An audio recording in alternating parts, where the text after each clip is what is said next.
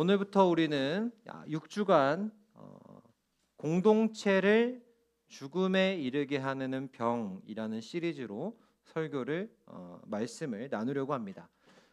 그것에 앞서서 오늘은 첫 번째로 우리가 속한 공동체의 의미는 무엇이고 우리가 이 공동체 가운데 세워가야 하는 것이 무엇인가에 대해서 예수님의 기도를 통해서 함께 살펴보려고 합니다.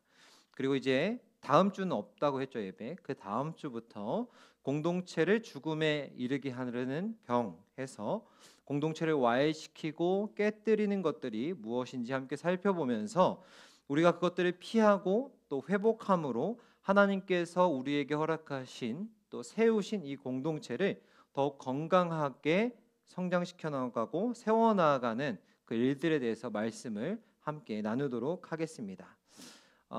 오늘의 본문은요, 예수님의 기도로 알려진 본문입니다.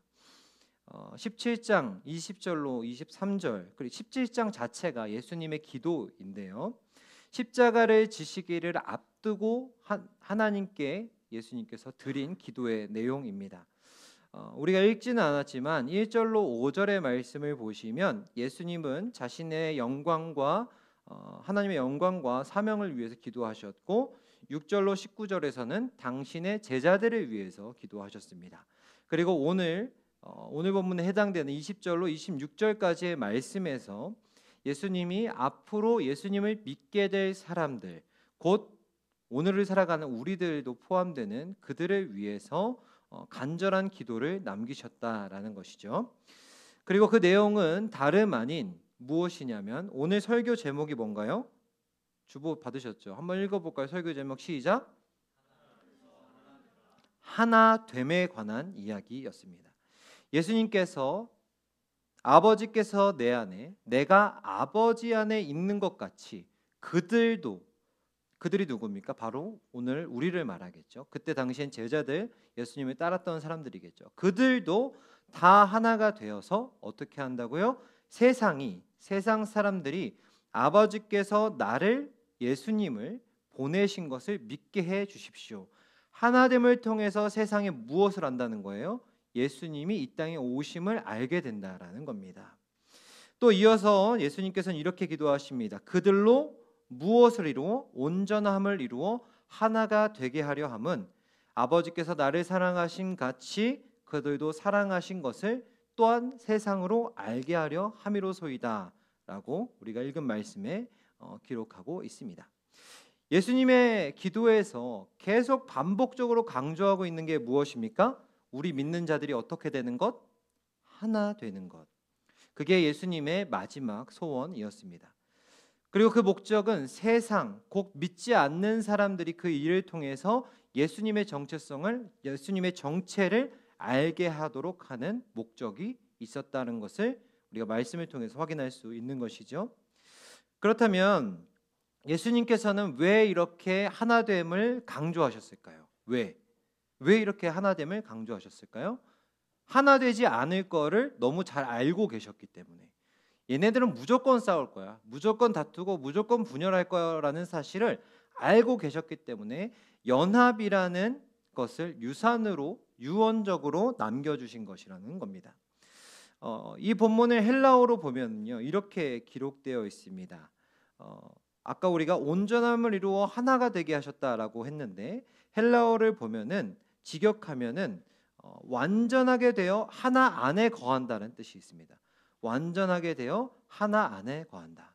여러 가지 하나 안에서 완전하게 되는 것, 여러 가지 개성을 가지고 있고 성격을 가지고 있지만 그것이 따로 노는 것이 아니라 또는 서로가 강제적으로 일치되는 것이 아니라 그 모습으로 온전하게 완전한 상태로 하나 안에 거하는 것이 예수님께서 우리에게 바라시고 이루어지기를 원하셨던 하나됨이었다라는 겁니다.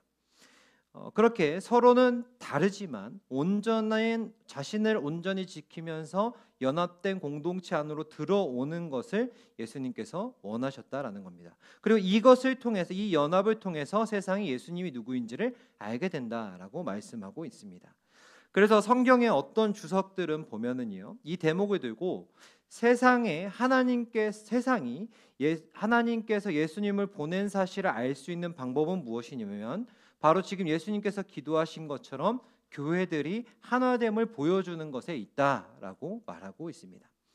그렇습니다. 복음의 능력은요, 큰 교회를, 큰 부흥을 이루거나 또는 몇몇의 기독교인들이 큰 성공을 이루거나 하는 일이라기보다는 진짜 복음의 능력은 어디서 나타나는 것이냐면 궁극적으로 여러분들이 하나된 공동체의 모습을 보여주지 못하느냐에 달려 있다라는 것입니다. 물론 예수님께서 하나 되게 하소서라고 하신 말씀이 야 너네 싸우지 말고 사이좋게 좀 지내라 라는 어떤 도덕적이고 윤리적인 면일 수도 있겠지만 사실 이 명령은요 단순히 인간적인 침묵을 말하는 건 아닙니다. 인간적인 침묵은 동호회 가면 훨씬 더 많이 우리가 이룰 수 있습니다. 그러나 교회 안에서 이루어야 하는 이 하나됨은 조금 다르다는 것인데요. 예수님의 하나됨의 명령은 어디에 근거를 두고 있냐면 하나님의 삼위일체적인 존재 방식에 근거를 두고 있습니다. 무슨 말이에요? 무슨 말입니까? 이게 어렵죠? 앞에 우리가 읽었죠. 아버지와 아들이 하나인 것 같이 우리가 하나 되게 해달라는 기도입니다. 이게 예수님의 하나님의 성령님의 존재 방식이자 예수님의 지체인 우리가 따라가고 추구해야 할 방향이라는 겁니다. 그렇다면 여러분 삼위일체가 뭘까요? 여러분들은 삼위일체에 대해서 알고 있어요? 설명할 수 있습니까? 뭐예요? 몰라요. 우리 사진을 한번 띄워주시죠. 그림을 한번 보시면 자 이게 삼위일체입니다. 여러분 이게 삼위일체예요. 보시면 말이 안 된다는 걸 알 수 있어요. 성부, 성자, 성령 하나님이 계십니다. 그런데 성자는 성부가 기다 아니다? 아니다. 성령은 성자가 기다 아니다? 아니다. 성령은 성부가 아니다. 맞다? 모르겠고 한글? 아니다. 근데 뭐는 맞다는 거예요? 세 분이 다 하나님이다. 논리적으로 수학적으로 전혀 맞지 않는. 그래서 이것을 두고 뭐라고 하냐면 미스테리온, 신비라고 합니다. 우리는 이것을 믿는 거예요. 이거를 논리적으로 설명하려고 하는 것이 아니라 왜 이게 인간이 만들어낸 교리가 아니라 성경을 살펴보면 하나님의 모습을 하나도 가감없이 기록하다 보면 이 구조가 나오게 된다는 거예요. 그래서 우리는 삼위일체 하나님을 고백하게 되는 겁니다. 계속 띄워주세요. 여러분들 기억하시면 좋겠습니다. 자, 이처럼 삼위일체라는 성부, 성자, 성령 하나님이 세 독립적인 주체로서 사고를 가지고 의지를 가지고 동시에 관계를 맺는 것을 삼위일체라고 합니다. 한 분 하나님, 가운데 있는 하나님이 존재하신다는 것은 이 삼위일체 하나님이 존재하신다는 것은 우리가 고백하는 우리의 신앙의 고백인 거예요. 어떤 논리나 이성적으로 설명할 수 있는 것이 아니고요. 다른 건 다 몰라도 이 그림을 몰라도 여러분들 하나만 기억하시면 됩니다. 삼위일체란 세 분이 하나이다 라는 사실입니다. 그런데 여러분들이 이것을 잘 기억해야 되는 이유가 무엇이냐면 교회사적으로 대부분의 이단들이 삼위일체를 잘못 설명함으로써 발생한 거예요. 그리고 지금 판을 치고 있고 마치 새를 많이 드러내고 있는 것과 같은 이단들 있잖아요. 그때 당시에 생겨났던 이단들의 아류일 뿐입니다. 새로운 게 없어요. 다 똑같은 얘기를 하고 있는데 대표적으로 두 가지만 한번 살펴보면은요. 이것을 오해하지 말아야 될 게 위격, 그러니까 하나님께서 성부, 성자, 성령 세 분으로 존재하신다는 것을 우리가 설명할 때 누군가에게 설명할 때 역할로서 설명하면 안 된다는 겁니다. 예전에 제가 어떤 쇼츠를 봤는데 어떤 아이가 예수님의 삼위일체를 설명해봐라는 부모님의 질문에 이렇게 설명을 해요. 삼위일체는 이런 것 같아. 한 5살짜리, 6살짜리 아기가 이렇게 이야기를 합니다. 우리 아빠가 집에서는 아빠고 직장에서는 직장인이고 교회에선 집사님이야. 근데 우리 아빠는 한 명이야. 라고 얘기하면서 막 댓글에 보면 사람들이 와 아이가 어떻게 이렇게 삼위일체 잘 설명할 수 있지? 근데 여러분 삼위일체가 아닙니다. 이거는 양태론이에요. 양태론이 뭐냐면 역할을 말하는 겁니다. 역할. 한 명이잖아요. 한 명이 역할만 다른 거잖아요. 근데 우리가 뭐라고 했어요? 다 다른 세 분이 존재하는 겁니다. 동시에 하나라는 거예요. 그것이 잘못된 것입니다. 성경에서 그거를 이 양태론을 주장하는 이유가 있는데, 그 이유는 뭐냐면 구약 성경에서는 하나님이 어떤 분으로 나타납니까? 성부 하나님으로 나타난다고 얘기하죠. 그리고 신약 시대에 예수님께서 성자 예수님으로 나타나셨어요. 그리고 지금 우리 시대에 성령 하나님이 살아 역사하신다고 믿습니다. 그래서 성령 하나님께, 삼위일체 하나님께서 성부, 성자, 성령의 모습으로 드러났기 때문에 이 양태가 삼위일체다라고 설명하는 거예요. 그런데 여러분, 그렇지 않습니다. 구약에도 하나님의 영이 나타나고요, 신약에도 성부 하나님의 모습이 나타납니다. 그리고 결정적으로 예수님께서 세례를 받으실 때 성부, 성자, 성령 하나님이 한 번에 존재하는 모습이 나타납니다. 예수님께서 요단강가에서 세례를 받으실 때 세례를 받는 그 순간에 하늘에서 어떤 음성이 들립니까? 아버지 하나님의 음성이 들립니다. 내 사랑하는 자다. 그리고 성령이 비둘기처럼 내려왔다고 말합니다. 예수님은 물 가운데 있었습니다. 삼위일체 하나님께서 동시에 존재하는 것이었습니다. 그렇기 때문에 양태론으로 삼위일체를 설명하면 그것은 설명이 되지 않는다라는 것이죠. 그럼 우리가 또 이렇게 오해할 수 있습니다. 또 한 가지 오해는, 그럼 삼신론이네, 새 하나님을 믿는 거네 라고 우리가 말하지만, 오해할 수 있지만, 이 세 분은요 한 분이신 분입니다. 그래서 우리가 어려운 거예요. 이해가 안 되는 거예요. 수학적으로도 이해할 수 없는 거예요. 그러니까 여러분들이 이거는 믿음으로 받아들이시는 게 가장 현명한 방법이고 우리가 따라가야 할 방향이라는 것을 여러분들이 기억하셨으면 좋겠습니다. 그렇습니다. 삼위일체 하나님의 완전한 하나됨의 비밀은, 이제 내려주셔도 돼요, 다름 아닌 이 사랑의 관계예요. 이 세 분이 하나라는 게 중요한 게, 이 세 분께서 이 세상을 주장해 가시면서 하시는 일이 어떻게 하시는 거냐면, 성부, 성자, 성령 하나님이 서로 사랑 안에서 이 세상을 지어 가시기 때문에 그것이 중요하다라는 겁니다.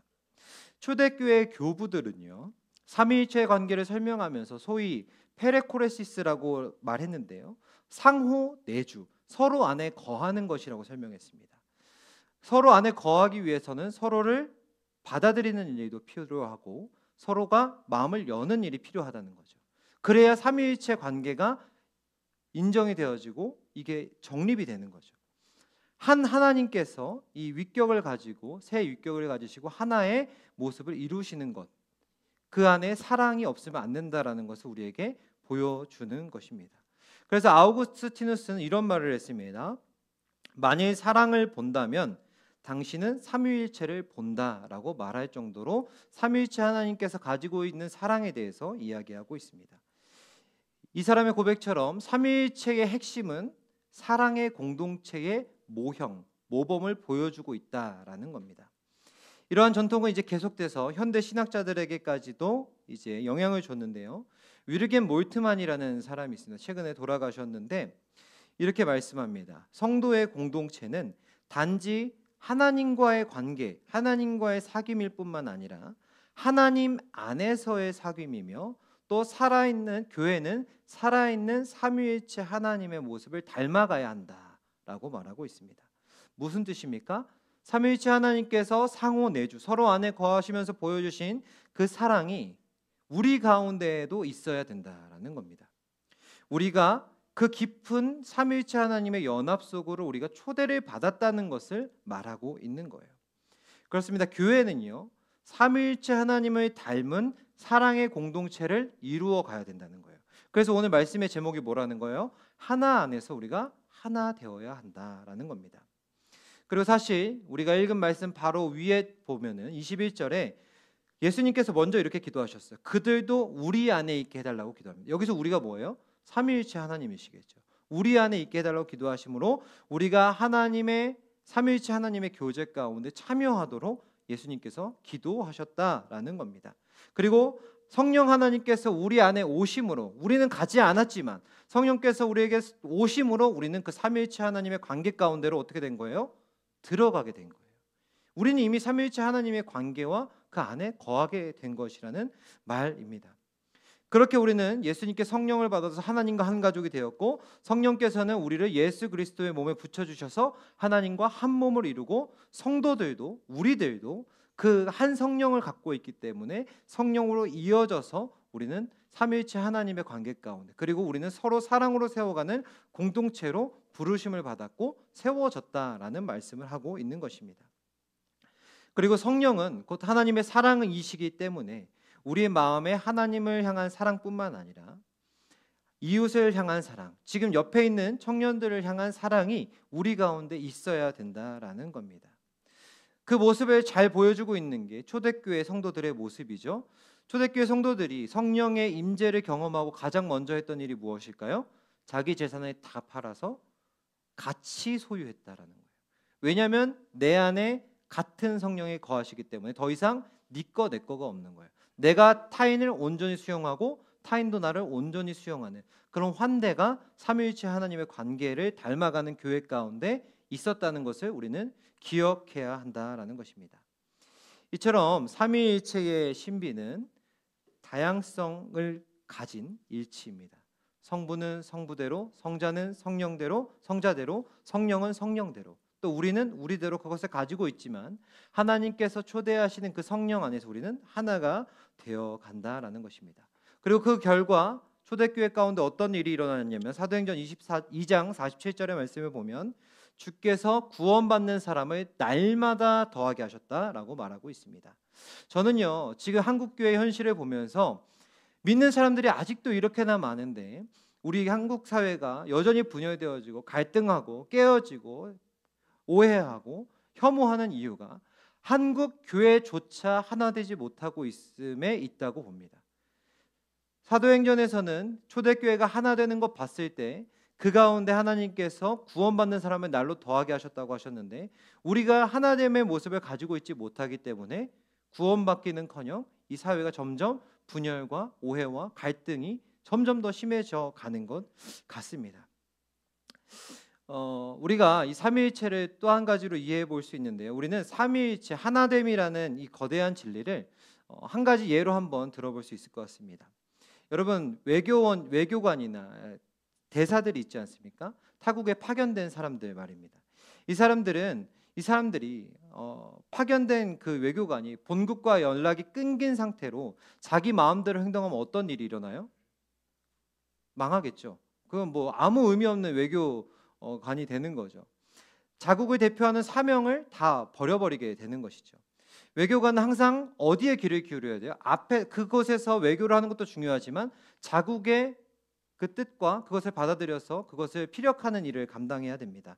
귀를 기울이고 협력해야 됩니다. 혼자 고립되어서 결정하지 않고 긴밀한 네트워크 속에서 움직일 때 그의 임무가 성공적으로 이루어질 수 있는 것이죠. 이처럼 그리스도인들도 이 그리스도의 대사로서 세상에 보내심을 받은 자들입니다. 고린도후서 5장 20절에 그렇게 기록되어 있습니다. 그런데 만일 우리가 교회 공동체와 상관없이 나홀로 삼위일체 하나님의 관계 속에서 벗어나서 나홀로 신앙생활을 한다면 우리는 세상 속에서 방향을 잃어버리고 하나님의 뜻을 행하기도 어려워지고 본부이신 하나님과 교회의 연결이 끊어짐으로써 하나님의 복음을 전하는 일을 감당할 수 없게 된다라는 것이죠. 하나님과 멀리 떨어지게 된다라는 것이죠. 히터 좀 꺼주실래요? 그런데 여러분, 어떤 목사님은요, 이 기독교 신앙이 그저 지극히 개인적인 것이라고 말하는 목사님도 계십니다. 공동체의 중요성을 폄훼하기도 합니다. 그런데 여러분, 중요한 사실은 신약 성경 어디에도 개인주의적인 그리스도인을 바른 그리스도인이라고 말하는 곳은 없습니다. 모두가 형제 자매라고 말하고 서로 지체가 되었다고 말하고 화목하게 하는 직분을 주었다고 성경은 계속해서 말하고 있습니다.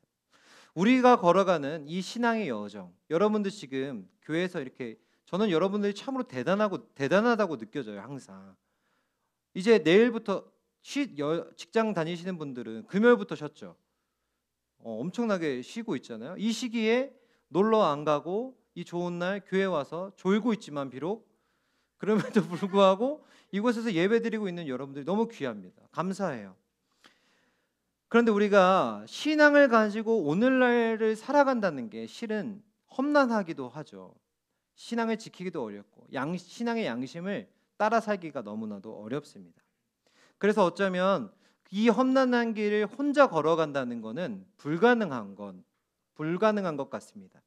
반드시 주님께서 함께 하셔야 하고 연합된 공동체가 함께 있어야 우리는 이 신앙의 여정을 완주할 수 있게 된다라는 거죠. 함께 기도하고 예배드리며 협력할 때 우리는 신앙의 여정을 지속할 수 있는 힘과 능력을 얻게 되는 겁니다. 혼자 있을 때는, 혼자 생각할 때는 쉽게 유혹에도 빠지고 또 시험에 떨어지기도 하고 빠지기도 하고 그러지만 우리가 속한 공동체가 있을 때 서로를 위로하고 격려하면서 우리는 이 믿음의 자리를 끝까지 지켜나갈 수 있는 것이죠. 그래서 공동체의 연대는 우리의 신앙의 방패고 든든한 지원군이 된다라는 것입니다. 여러분들이 이 신앙의 공동체가 주는 그 연대감을 좀 느끼셨으면 좋겠어요. 이 유익을 다 누리셨으면 좋겠어요.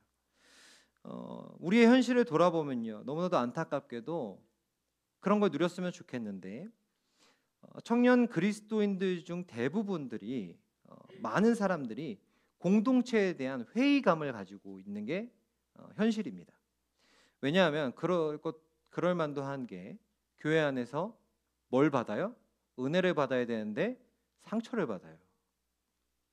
교회 안에서 희망을 얻어야 되는데 실망을 합니다. 그러다가 어떻게 됩니까? 나 그냥 하나님 혼자 믿을래? 그리고 이제 나가요. 교회를 나갑니다. 그렇게 혼자 신앙생활을 하겠다고 떠나는 친구들이 있습니다. 그래서 청년들을 인터뷰해 보면 그런 청년들이 있죠. 나는 하나님은 믿지만 교회를 안 다닌다. 근데 여러분, 이건 굉장히 위험한 이야기입니다. 근데 문제는요, 그렇게 교회를 떠난 친구들만 문제가 아니에요. 문제라고 해서 죄송합니다. 그런 일들만 이슈가 있는 게 아닙니다. 교회 안에 남아있는 우리도 개인주의적인 어떤 그런 영향을 받아서 우리의 신앙생활을 지극히 사적인 영역으로만 여기는 경우가 있어요. 제가 청년 예배 안 나온 친구들을 저격하는 게 아니라 우리 청년들 중에는 그냥 예배만 드리고 가는 이들이 있다라는 거예요. 나눔 없이 돌아갑니다. 설교만 듣고 돌아갑니다. 그런데 여러분, 이거는요, 제가 싫은 소리 잘 안 하지만 이건 좀 해야 될 것 같아요. 여러분, 이거는요, 신앙을 소비하는 거예요. 여러분들이 말씀만 듣고 가고 나눔 없이, 헌신 없이, 섬김 없이 가는 거는 그냥 신앙을 소비하는 겁니다. 신앙은 여러분, 소비하는 게 아니고 관계이고 나눔이고 섬김이고 공동체적 헌신이 있을 때 그 신앙이 이어져 가는 거예요. 예배는요, 보고 끝나는 쇼가 아닙니다. 제가 가장 싫어하는 단어가 있어요. 예배를 본다. 나 오늘 예배 보고 가야 돼. 이 말 전 굉장히 싫어합니다. 예배는 보는 게 아니기 때문입니다. 예배는 드리는 것이기 때문입니다. 예배는 하나님의 사랑에 반응해서 내 삶을 드리고 성도들과 연결되고 그렇게 내 삶 가운데 신앙으로서 살아가기 위해 애쓰는 그 애씀이 종합적으로 담겨져 있는 그 사랑의 실천의 장이 되는 곳이 예배의 자리이기 때문입니다. 비록 우리가 축도하고 마치고 마치 순서가 끝나고 예배가 끝난 것처럼 보이지만 실은 우리의 예배는 축도가 끝나고 저 문 밖에 나서는 거기서부터 진짜 시작되어야 하는 겁니다. 여러분, 혼자 하는 신앙에는 분명한 한계가 있습니다. 공동체 없이도 하나님을 잘 섬길 수 있다고 믿고 싶지만 그렇게 믿어도 되는데 그건 하나님의 뜻이 아닙니다. 예수님조차도 공동체를 이루셨죠. 제자 공동체. 예수님처럼 대단하신 분이 뭐가 부족해서 공동체를 세우셨겠어요? 그게 하나님의 뜻이었기 때문에 그렇게 서로를 살리고 서로를 섬기며 서로를 사랑하는 것이 삼위일체 하나님의 모습에 합당한 하나님의 형상을 닮아가는 모습이었기 때문에 그것을 공동체를 이루고 훈련시키고 양육시켜 나아가셨다라는 것입니다. 하물며 우리겠습니까? 공동체 없이는 영적인 성장이 있을 수 없습니다. 내 마음대로 하나님을 믿으면 그냥 자기 편향적인 이상한 신앙을 갖게 되는 거예요. 우리는 공동체 안에서 물론 공동체의 나눔을 하는 게 불편할 수 있어요. 저도 여러분이랑 함께하면서 별로 편하지 않아요. 진담입니다. 아무튼 별로 편하지 않습니다, 여러분. 불편할 때가 있죠. 짜증날 때도 있죠. 보기 싫을 때도 있죠. 그런데 여러분, 그것까지 견디고 버티고 훈련해 나아가는 과정이라고 저는 생각합니다. 하나님께서 나에게 저는 그렇게 기도합니다. 하나님, 제가 사랑할 수 있도록 도와주세요. 능력 주세요. 그럼 하나님은 사랑할 수 있는 환경을 주시는 거예요. 내가 사랑할 수 있는 조건을 주시는 거예요. 그럼 내가 그때 사랑을 하느냐 안 하느냐는 나의 선택이죠. 너가 그렇게 기도했잖아. 사랑하게 해달라고. 사랑할 기회를 줬잖아. 공동체는 사랑할 기회를 펼칠 수 있는 장소라는 겁니다. 우리는 그런 사랑의 도전을 공동체에서 받을 수 있어요. 내게 편한 사람만 사랑하는 게 아니라 내게 불편한 사람들, 여러분들에게 그런 사람들을 사랑하라고까지는 말 못하겠지만 공간을 공유하면서 신앙을 공유하면서 한 자리에서 예수님께서 가신 그 길을 우리 따라가는 겁니다. 이것이 거룩이고 이것이 예수께서 걸어가신 길이고 이것이 삼위일체 하나님께서 우리에게 원하시고 보여주신 우리를 초대하신 모습이라는 겁니다. 혼자서는 이런 훈련을 할 수도 없고 할 필요가 없을지도 모릅니다. 그러나 공동체야말로 우리를 그리스도의 장성한 분량까지 이르게 하는 하나님의 놀라운 선물임을 여러분들이 기억하셨으면 좋겠어요. 그러니 이제 우리가 좀 개인주의적인 신앙을 좀 내려놓고 하나됨을 결단했으면 좋겠습니다. 우리가 정말 삼위일체 하나님의 사랑 안에서 하나가 된다면 우리는 신앙의 성숙뿐만 아니라 세상이 예수님을 보게 되고 세상이 교회를 통해서 찐 사랑을 알게 될 것이라는 것이죠. 예수님께서 이것을 이미 보여주셨습니다. 여러분, 말씀을 이제 맺을게요. 떡볶이 냄새가 계속 나서 배고프네요. 예수님이 간절한 기도로 우리의 삶이 하나 되기를 바라셨어요. 삼위일체 하나님 안에서 그 사랑 안에서 하나 되는 것이 거룩하게 되는 것이고 이게 진짜 회개하는 삶이라는 것을 말씀하고 계시는 거예요. 그러니 우리가 그 사랑의 십자가를 기억하면서 회개하는 마음으로 헌신하는 마음으로 우리 공동체를 하나 되는 일에 우리가 열심을 냈으면 좋겠습니다. 세상은 우리 각 개인의 능력이 아니라 이 연합 공동체의 모습을 통해서 예수님을 보게 될 것입니다. 그 하나됨을 그렇기 때문에 우리가 살아내야 할 때입니다. 그러므로 여러분, 이번 주부터 우리가 이 공동체를 위한 한 가지 결단을 했으면 좋겠어요. 우리 공동체를 위해서 기도하는 것 너무 좋고요. 옆에 있는 지금 자고 있는 청년들을 위해서 기도해 주는 것도 너무 좋고요. 그리고 오늘 당장 우리가 실천할 수 있는 게 있죠. 저기 준비된 떡볶이를 함께 먹으면서 여기 다 모여서 함께 이야기도 나누고 서로 격려하면서 안부도 묻고 이것으로부터 우리는 이 공동체를 하나 되게 하는 발걸음을 시작하는 것입니다. 그리고 여러분, 제발 부탁드리는데 예배 끝나고 셀 모임 좀 가세요. 예배 끝나고 선교회 모임 좀 가세요. 그곳에서 신앙의 성장을 경험하실 수 있으면 좋겠어요. 이 얘기의 결론입니다. 여러분들을 기다리고 있습니다. 진짜입니다. 여러분 한번 가보세요. 얼마나 좋아하는지. 이렇게 존재를 환대해주는 공동체가 어디 있겠어요, 여러분? 여러분 한 사람이 그렇기 때문에 공동체 참여하는 것만으로도 굉장히 큰 힘과 기쁨이 된다는 사실을 기억하셨으면 좋겠습니다. 그렇게 오늘도 우리가 한 가지 또는 두 가지 구체적인 행동을 실천함으로써 하나됨으로 교회를 세워가고 하나님께서 이 교회 가운데 공동체 가운데 허락하신 하나님의 뜻을 이루어갈 수 있는 저와 여러분 되기를 주님의 이름으로 축복합니다.